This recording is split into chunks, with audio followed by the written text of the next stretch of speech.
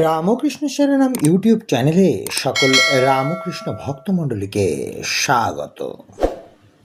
আজকের পাঠের বিষয়, স্বামী প্রেমেশানন্দজি মহারাজ আমাদের শিখিয়েছেন কিভাবে আমরা ঠাকুরের কাছে প্রার্থনা করতে পারি।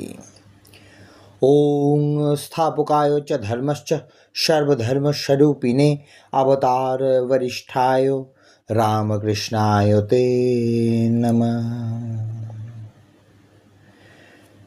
শ্রী শ্রী রামকৃষ্ণ লীলা স্মরণ ও প্রার্থনা কিভাবে করতে হয়। ঠাকুরকে বলতে হয়, আমার জ্ঞান নেই, তাই চলতে চলতে তোমার পথ ছেড়ে সংসারের পথ ধরি। আমার ভক্তি নেই, তাই তোমার পথে চলতে চলতে থমকে দাঁড়াই, বসে পড়ি, আলস্যে সময় কাটাই। মন সংসার চায় না, আবার তোমাকেও যেন চায় না। ঠাকুরের কাজ মনে করে কাজ আরম্ভ করি, কিন্তু তোমায় ভুলে গিয়ে কাজ নিয়ে মেতে উঠি। কাজ যে তোমারই পূজা তা মনে রাখতে পারি না। তাই প্রভু, আমি প্রার্থনা করি, আমায় জ্ঞান দাও, ভক্তি দাও।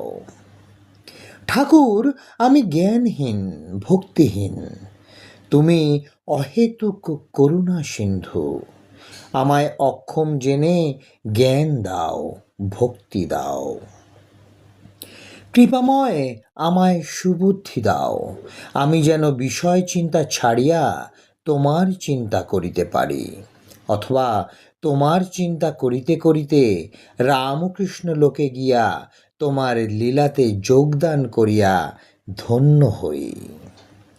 এই জগৎই নাকি তোমার দেহ, তুমি নাকি সর্বময়। তাহা হইলে আমার মধ্যে, আমার দেহ মনে তো তুমিই রহিয়াছ। শুধু আমাতে কেন, আমি যাহা কিছু দেখি, শুনি, ছুঁই, খাই, সবই তো তুমি। জগতে যত কীট পতঙ্গ জীব, সকলই তো তুমি। যার সঙ্গে যত ব্যবহার করি, তাহা তো তোমারই লীলা ঠাকুর। তুমি লীলার ছলে জগৎ হইয়াছ, জীব হইয়াছ।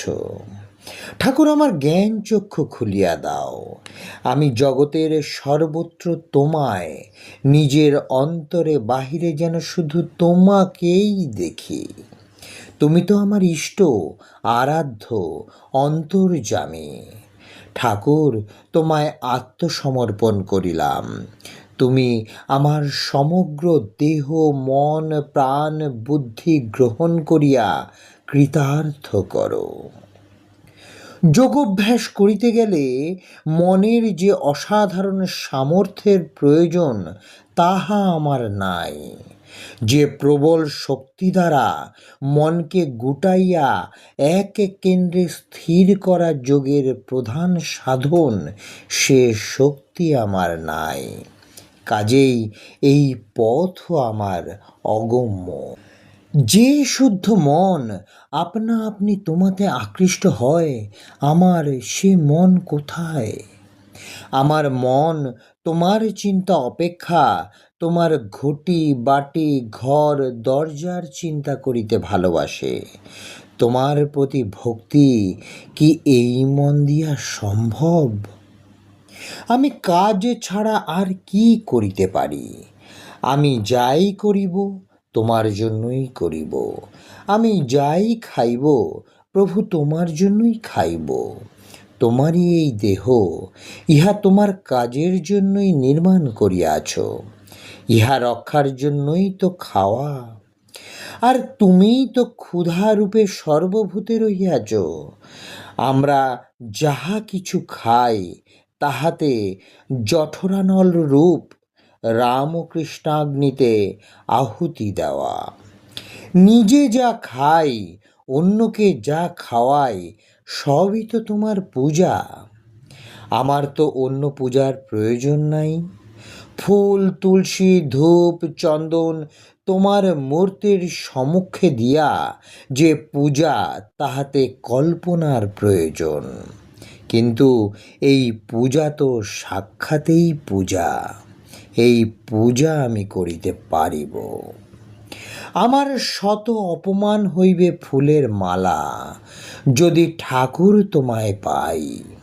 আমার সকল বেদনা হবে পরম সম্পদ, যদি তোমায় না ভুলি। তুমি সকল রূপের খনি, আমি অন্য রূপ দেখিব না।